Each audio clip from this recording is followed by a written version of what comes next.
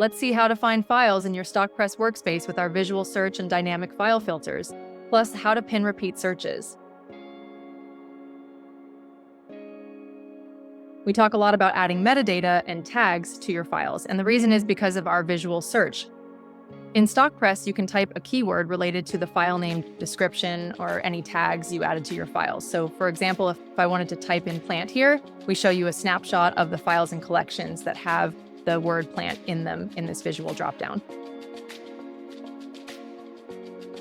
In addition to that quick visual dropdown, there are 4 search options I can select before starting a search.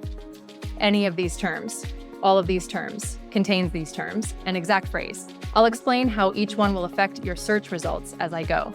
The first one, any of these terms, is the broadest of the 4 options. If I search a phrase such as pink plants, it will show me results for all files and collections that have pink or plants in them. You can see this collection has plant in the name. This one has pink. And these files here will all contain pink or plant somewhere in the file name, file description, or tags.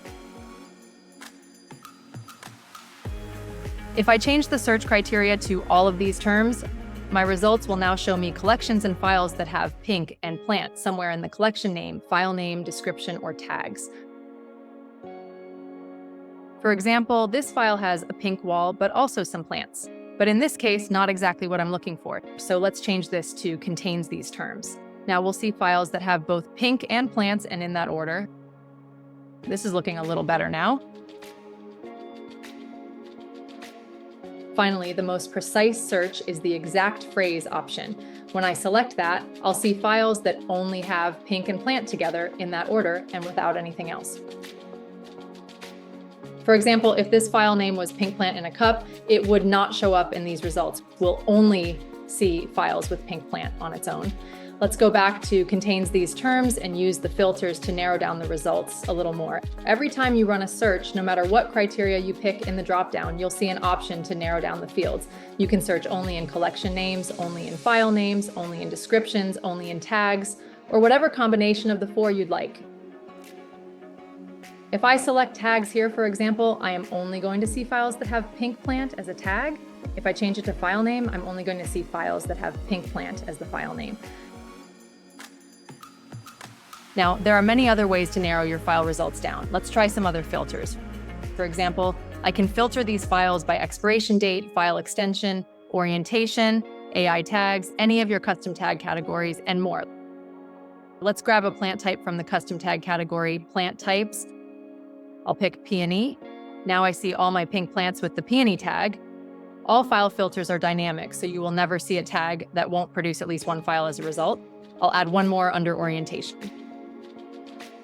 Vertical.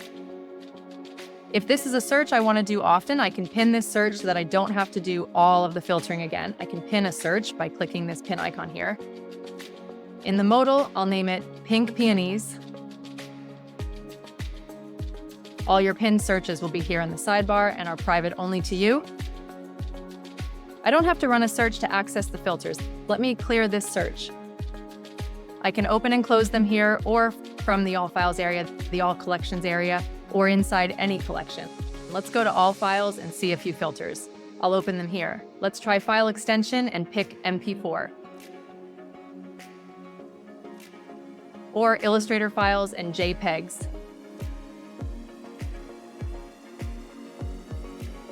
We also have File Status, File Visibility, File Owner, and so many more combinations.